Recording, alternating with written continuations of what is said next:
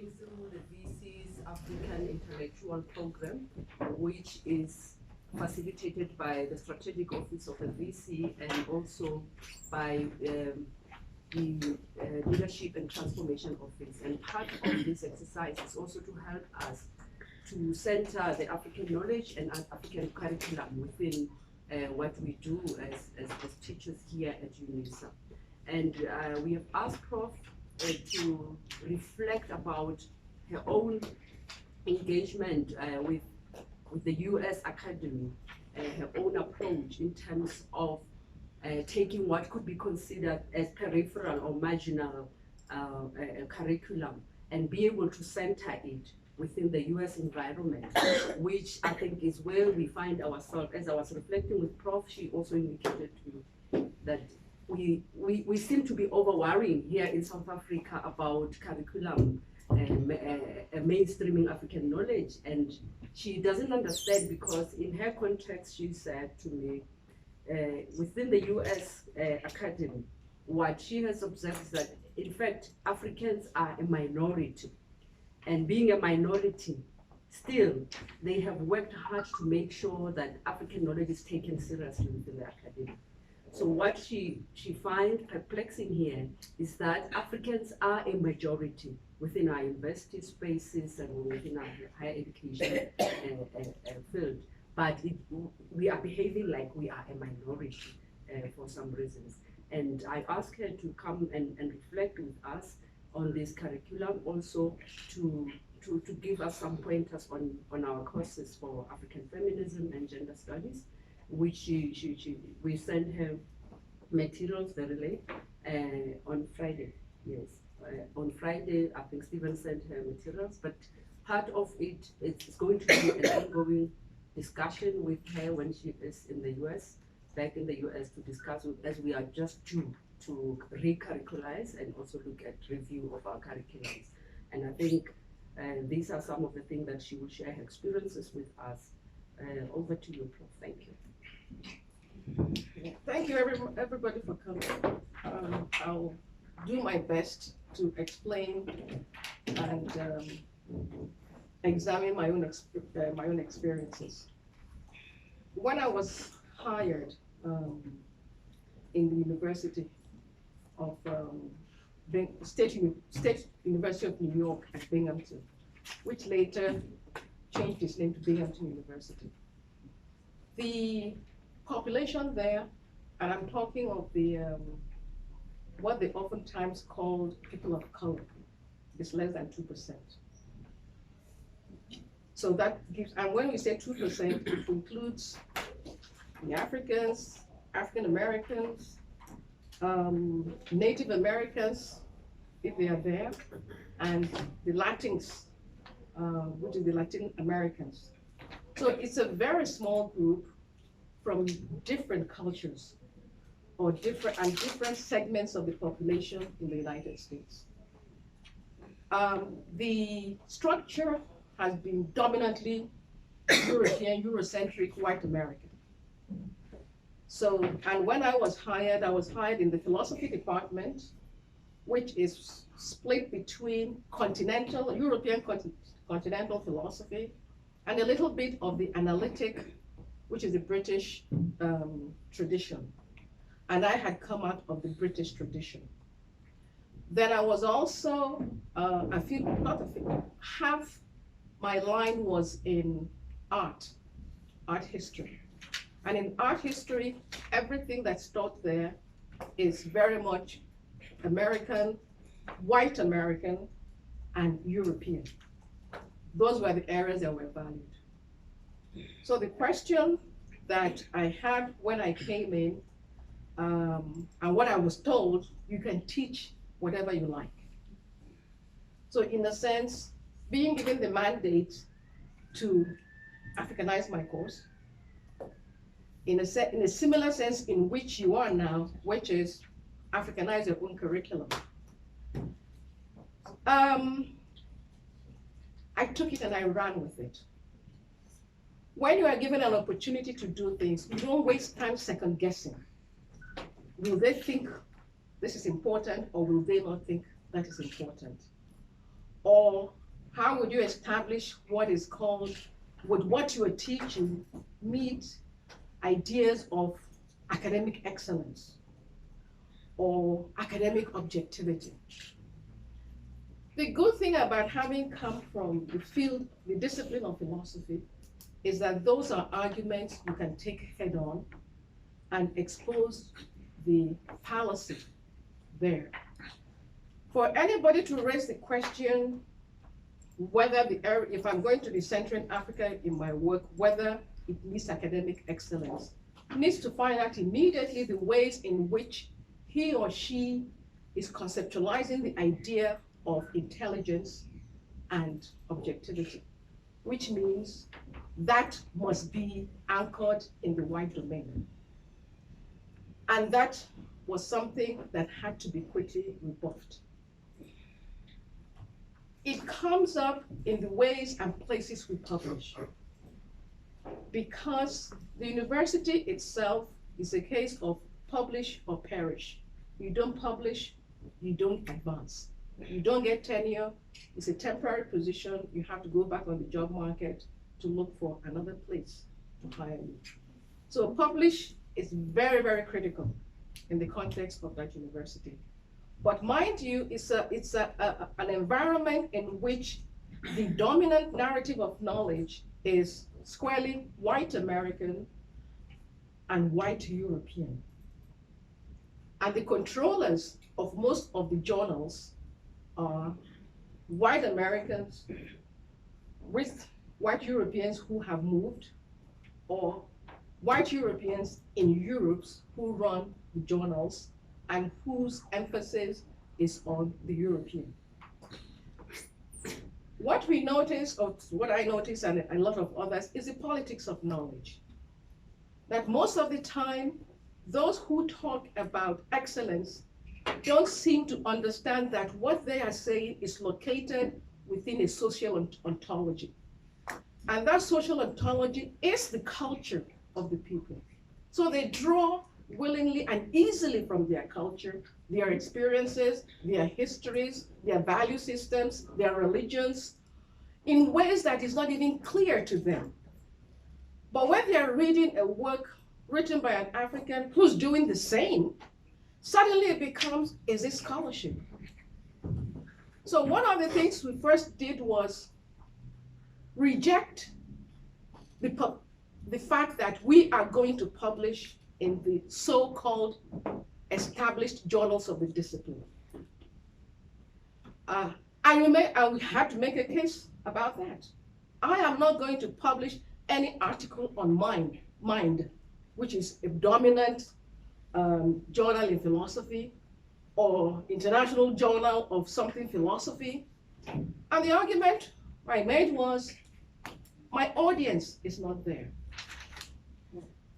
And what gives the screening professors who are part of the journals, the reviewers, the basis to understand what they do not know? That my role is not to perpetuate ignorance by sending an article to somebody who has no clue about Africa and expecting that whatever they tell me is something I ought to do. So that was something we pushed back on to reject. And the other important thing about journals publications is that your ideas require feedback. The point of publication is to be able to put your ideas out there, have people respond to it, critique it, validate it, create a discussion around the ideas. That's how you push knowledge forward. You don't push knowledge forward by being a token in some journal that nobody looks at least your constituency would not look at it. And then at the end, you come out strutting, well, I published in Mind, or I published here, or I published there. And the question is, who read it? Nobody read it. At least nobody of significance read it. Because the whole point of needing the the discussion to keep going is that people who are significant in the discipline in your area are able to read and respond. And so in all these white journals, the only time that they will publish an article by somebody who's not part of the mainstream is when they want to do their tokenism. To be able to say, well, we have an African or a Latin American or an African American there. So tokenization, in the ways we read it in the politics of knowledge, is a devaluation of who you are as a person, as well as a devaluation of the field. And it's not something we're prepared to tolerate. So we made a case that there are journals that many of them do not know, and that's what we're going to be publishing. And it was a case of take it or leave it. But because we made a compelling argument regarding the foundation of knowledge, the objective of journals, and the fact that the journals we are going to be publishing it are going to be peer-reviewed, but are not necessarily run and controlled by white boys or white girls. And that in the process of our publishing, we're going to raise foundational questions regarding the Eurocentric model of knowledge. Because while knowledge has been collapsed into Eurocentrism, we need to extricate knowledge from Eurocentrism. So when you're reading something that is Eurocentric, where the axis and values are centered within the corpus of the society, we are going to be producing our own that is going to be anchored in our society. So it's until you do that, that's when you're going to have a healthy debate with regards to which viewpoint supersedes the other. So Eurocentrism began by problematizing the being and the identity of Black people, questioning our intelligence. And so it wasn't a model we were going to utilize if we are going to challenge that particular perspective, and if our own materials will reflect who we are. At that time, way back in the 90s, there were few journals in the discipline, and part of their role is to muscle the voices that are critiquing the Eurocentric model. So if you send an article there, first thing would be, could you modify it? Could you cite this person? Could you do this? On the one hand, those suggestions seems to be designed to advance knowledge. But what it's doing is trying to get you to hitch your own views and knowledge on the wagon driven by a white woman or a white man. Because they need to be always in the lead of having defined what knowledge is, even when it comes to Africa, and accepting and acquiescing to their own definitions. And the issue is we're not going to do that. So it was imperative to create alternative organs, because when you send your articles for publication, it's going to take a long time, because it's going to be sent to so many people. Is this accurate? Is this objective? Is this substantive? Which of course we know. You're dealing with ignorant people who don't know anything. So they're trying to figure out ways in which they know, to be reassured. I can read their work and tell them, even within the axis of Eurocentrism, this article falls short. But they cannot do the same for my own, because they have no scope of reference for being able to analyze what I'm writing. But in the meantime, your work is circulating, being sent here and there. The next thing you're going to find out is some of the ideas that you have come up with is published by some white guy or some white woman. And then they finally get back to you to tell you, oh, well, your paper is really not up to optimally current because you need to cite this particular person or this particular person. And it's clear that those arguments couldn't have come from those people because they don't even have the basis of research or scholarship to have done it. That what has happened is your work has been circulated, you have done the research for them, they take the position and then publish, and then you are requested to cite them. So many of us knew what was going on, or sometimes the professors that supervise the work of doctoral students will then write specifically to a journal that they have a brilliant student who made a brilliant argument, and they would like to have it published. Again, you are being mediated by the powers of the white woman or the white male, and that's when it's published. So we said, we know how this works.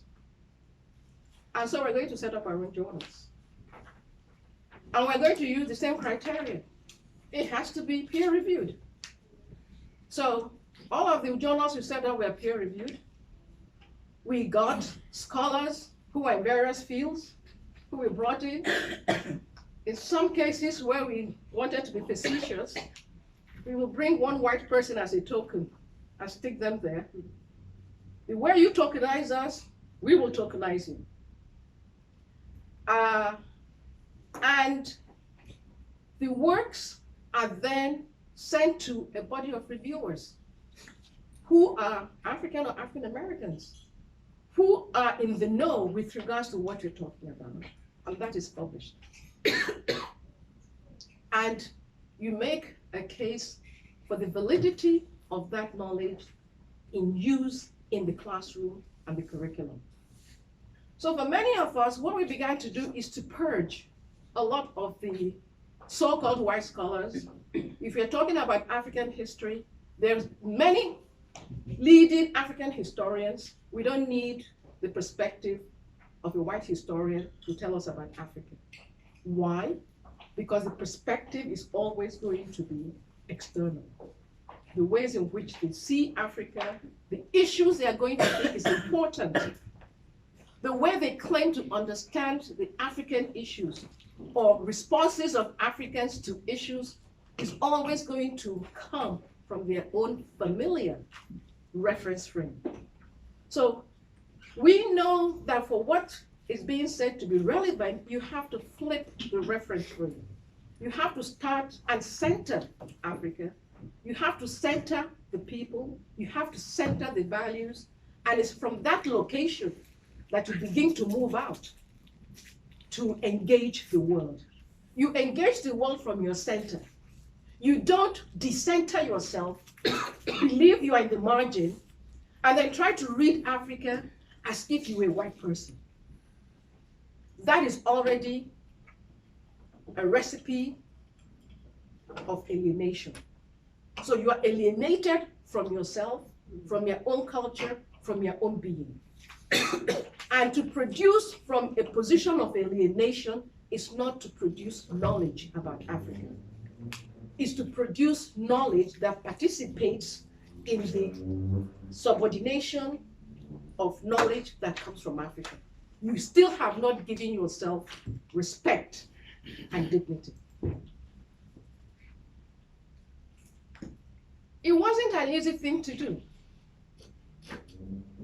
But it was something that needed to be done to be able to clear the space, which meant that the writings we produced, we were producing from our center and engaging, collaborating with other scholars within the context of the United States. For example, in the early 90s when we first came, the central topic about African women was female mutilation. female genital mutilation, FGM.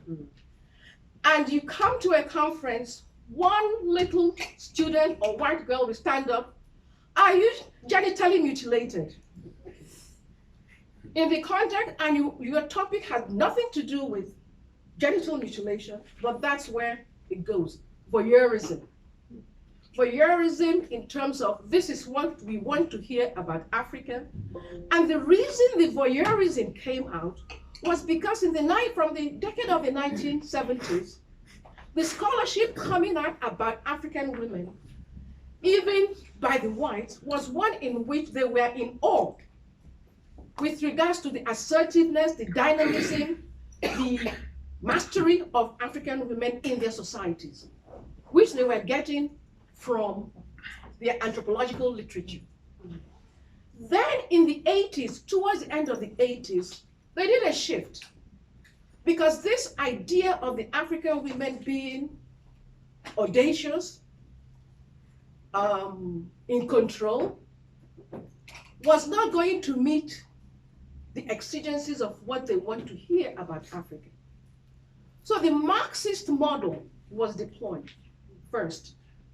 And once you deploy the Marxist model and you're looking at class, you will find that the emphasis on class and economy is the emphasis on the colonial class and economy, which that colonial class and economy and ideology have already taken African women out.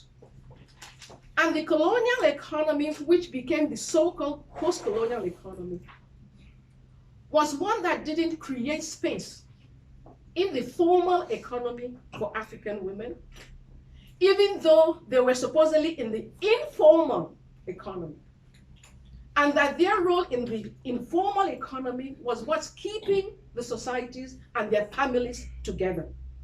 So once you delegitimize what they were doing and erase them, then you have set in place the motion for how do we look at these disempowered women who do not have money, who are mired in poverty. So the poverty scope became the basis of visualizing and seeing the African woman, who became dispossessed, helpless, and waiting by the side of the road for the white Muzungu to come to help them out. Tie that with the notion of FGM, female genital mutilation. Then you have got the complete deconstruction of irrelevancy of the African woman's innate powers. Once that is achieved, the issue is allows the field to be cleared for the white women to be at the vanguard of feminism. So they can theorize feminism and make a case that in every part of the world, every corner of the globe, women are subjugated. And from that point of subjugation, we need to now start working on the equality of women and the empowerment of women. But guess who's going to be leading the battle? It's going to be the white woman, who basically still does not even understand herself.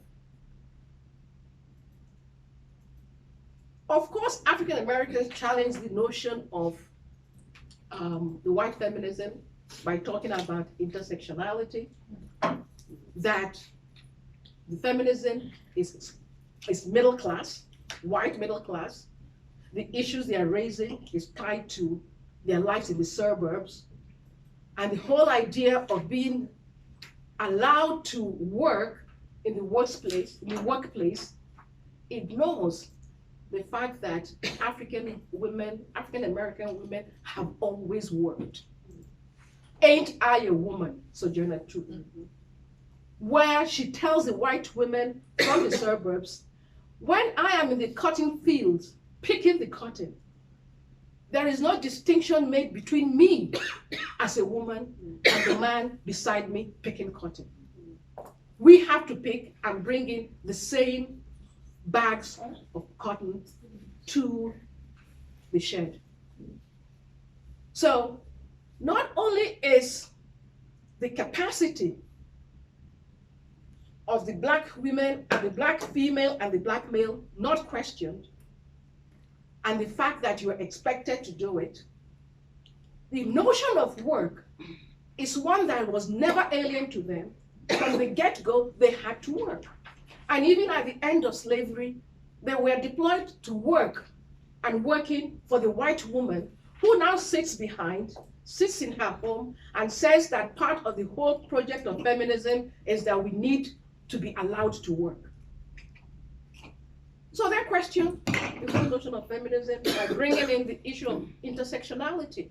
Now, when you bring race into analysis, then you problematize the role of the white woman, or the white framing of feminism. And so the trendy thing is about, we need to be talking about intersectionality, because for black women, you're looking at race, and then you're looking at the patriarchy. So we say fine. But there's something else you guys forgot. Ontology. The African American, by virtue of the 400 years of living in the United States, are actually part of the Euro-modernity structure, even as they are pushed out of that Euro-modernity structure. But the culture is still basically the white European culture. And when I say white European culture, even for Americans, it's the European heritage of their culture that is the white American culture, with some modifications that occurred, because in the context of white America, race has defined it in ways that it didn't even define it in Europe. So much so that Hitler's work on the Jews was borrowed from the President Jackson's writings on race. So people will look at Hitler as a horrible guy, but his ideas came out of the American experience. So they are still tied into the American cultural framework. So we said, but there's another axis that needs to be focused, which is culture. And once you bring culture to the equation, you then begin to see the limits of your feminism, including the intersectional feminism. Because intersectional feminism and white feminism, which emerged from the capitalist patriarchal order,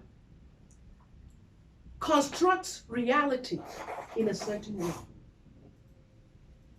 And whatever moves you're making about feminism is still tied to the axis of patriarchy, capitalism, class.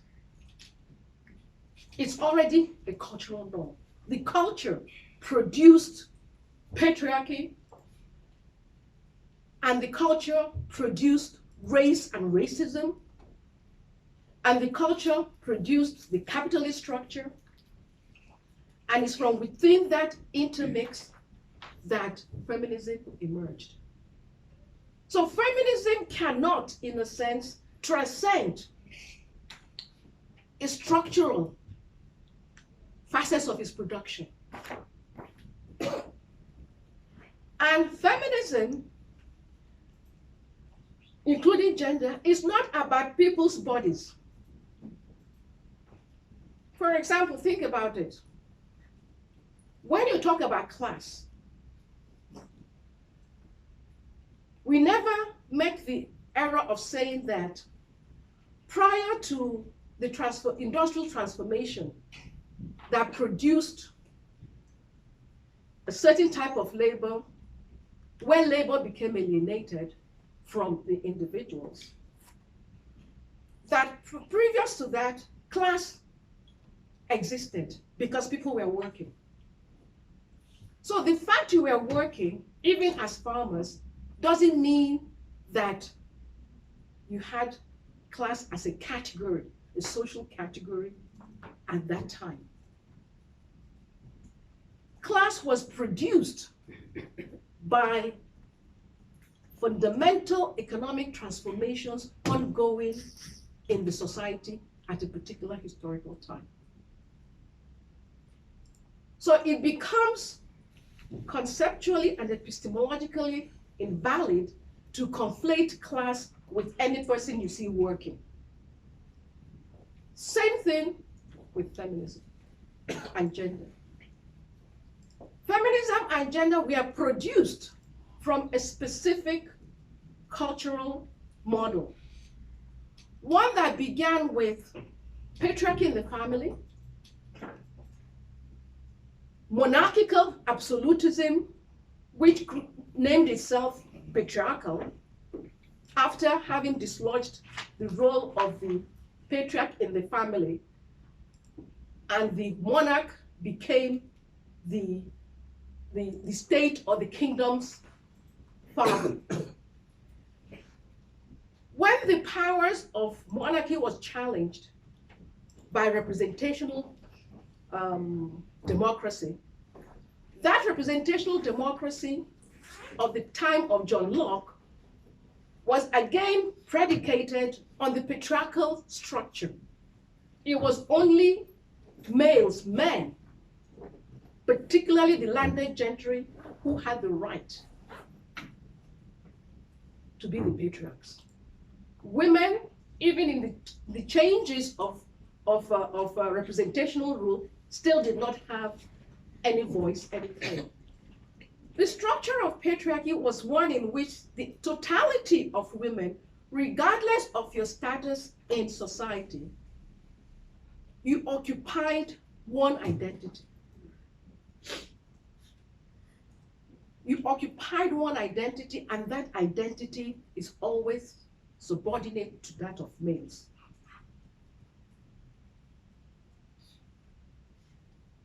Feminism and gender came out of that reality, was produced by the configuration of that reality. And it's from that reality that contemporary white and even African American women are battling against, because it's extended their reach to them. Now, when we get to Africa, certain things happen, because it wasn't until the late 19th century that the ideology of the European modernity framework came through colonialism. But prior to that, you had a culture that did not produce patriarchy. People will say, okay, patriarchy, whenever you see a man or the fathers, you have patriarchy. That's not what patriarchy means. Patriarchy is talking about specific social roles and allocation of powers in the society. So for those who have spent time looking at diverse societies in Africa, one of the things that come up most is the centrality of the mother and the mother figure, and the ethos that is disseminated from that location. Which was why when the Europeans, even as the anthropologists came, one of something that they found very peculiar is this notion of the matrilineality, matrifocality, the mother figure, which was not what they were accustomed to, because in their roles, it was patriarchy, the dominance of father. Children have to be of the father. But you have many societies, including societies that today are Islamized, the Tuaregs, they are still a matriarchal structure, social structure. It's the mother line that determines your identity. The conjunction of the societies and the patriarchal model of state-sponsored patriarchy, of course, began to have an effect on the African society. But that's not to underestimate the fact that the older ethos still continued and was kind of pressing on and pushing back on the new one. To the extent that we appear to be patriarchal today is the extent to which some group of men bought into the idea of power and power in society. There's a lot to be said about the ways in which colonialism co-opted certain individuals, co-opted certain communities in ways that began to erode and flip the long existing social structure. But nevertheless, when we began to look at feminism and gender, we began to make a case that you need to put the cultural framework into the picture when you begin to talk about Africa. And it's only until you do that that you can have a perceptive grasp of the African social ontology and the role of women in those societies. It wasn't an argument initially that many white women were prepared to hear. But it wasn't an argument that we from the African side was prepared to let go. The ways you live your life does not match how I've seen my grandmother exist, her mother, or my mother exist. I cannot be telling a story about my mother's from your mother's perspective. I can only tell my own narrative from the location. But what that points out for us is that we have to know our histories. We have to be perceptive about our histories with regards to the interaction of our enduring histories with the colonial histories that came into place from the late 19th century, and how in the friction certain things have changed. So which means we cannot accept a blanket assessment of history. It has to be a critical assessment of history. When you are bringing critical attention to history, and you are critically evaluating the Eurocentric model, clearly your scholarship outstrips whatever it is the white feminists can come up with. Because we are seeing the world from two perspectives, from two lenses. We see their own world and we see our own world. So we are bringing two radically different worldviews or world senses to bear on the subject of knowledge. And they can only bring one to the subject of knowledge. Guess who has superiority of argument? So once you are confident in your knowledge and what you know, you are not going to back down. And so being in the United States, we have two challenges. We have the challenge of the white Eurocentric model, and we also have the challenge of the African American model, who for some reason believe have been alienated from Africa, but think that their interpretation of the world, of the Black world, captures and represents the African world. So we're telling them, no, it doesn't. Your notion of feminism is still a racialized conception of the being. My notion of who I am does not come from a racialized, patriarchal structure of being. So you're literally in two fights at the same time, even when it's not clear. But we have to understand that and clarify that for ourselves to be able to know that while we can be in collaboration, with the African Americans in their pursuit for freedom and affirmation, we also know where we have to pull back, that your vision of Africa is not the real Africa that we know. But at the same time, we know in what ways we can collaborate with them to go after the white model that wants to set its place at the center of knowledge of every culture, every person in the world. And our role is to provincialize that knowledge, because there's nothing universal about the knowledge, even as Eurocentrism tries to claim universality. So that limit of its particularity has to be pointed out to it all the time, even as the scholars want to jump up to talk about excellence, objectivity. We have to make it clear to them, your objectivity is really kind of low-level type objectivity, and it's a particular world.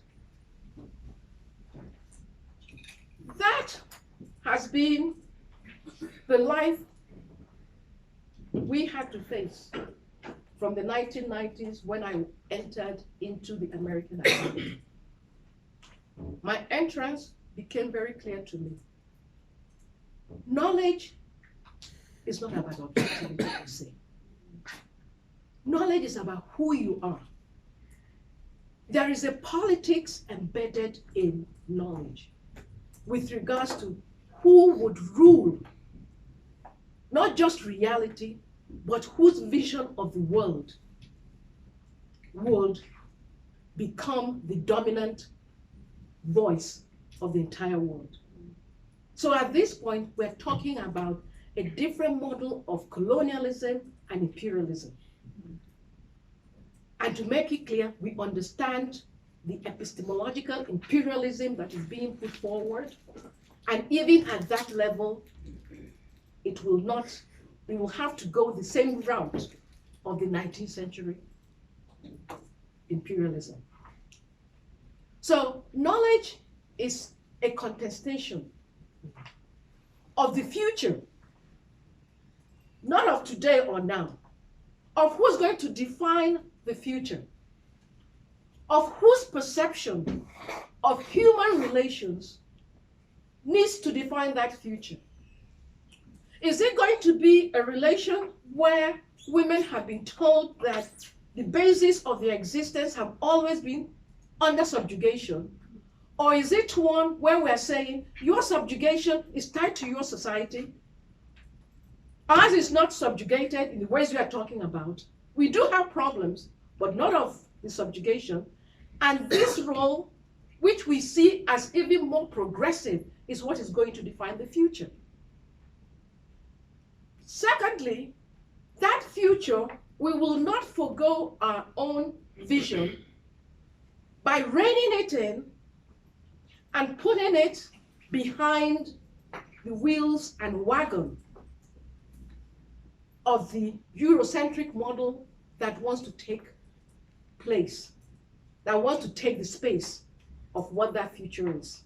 Effectively, taking your own story, allowing them to co-opt your own story, appropriate your own stories, and make it theirs, and then lead the journey. And we are saying, we will lead the journey because we have greater clarity than you have.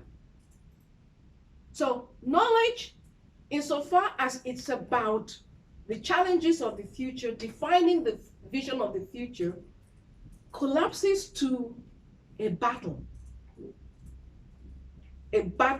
of will, a battle of visions, which in a sense means that everybody in this battle, you have to wake up and you have to be a warrior in the battle. If you're not a warrior, you are going to be dead. And so it's a matter of, are you going to live or are you going to die? And if you're willing to die, by all means, stand on the side of Eurocentricity, where the structure is already in decline. And the decline began from the late 1980s. So we are at a pivotal cusp of knowledge transformation, which will have an impact on social transformation. The question is, where does Africa see itself? Today, people look to China.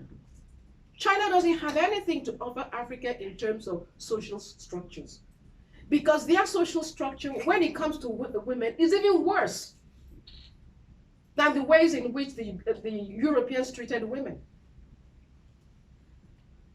The Chinese structure for women is one of total subjugation. It's only in Africa that you begin to find models where you find empowering figures for women. But my contention is that if China can have 30 years to technologically transform its society from that of bicycles, which we saw when Nixon, the famous opening of China to the world, to the present day, where China is contending with the so-called greatest power on earth, United States. There is nothing that says that Africa, knowing itself, cannot achieve that level of transformation in less time. But the only way that can happen is only when we begin to have confidence in ourselves, in our value systems, in who we are. And once that happens, the creative potential of the African will be unleashed. Thank you. Thank you.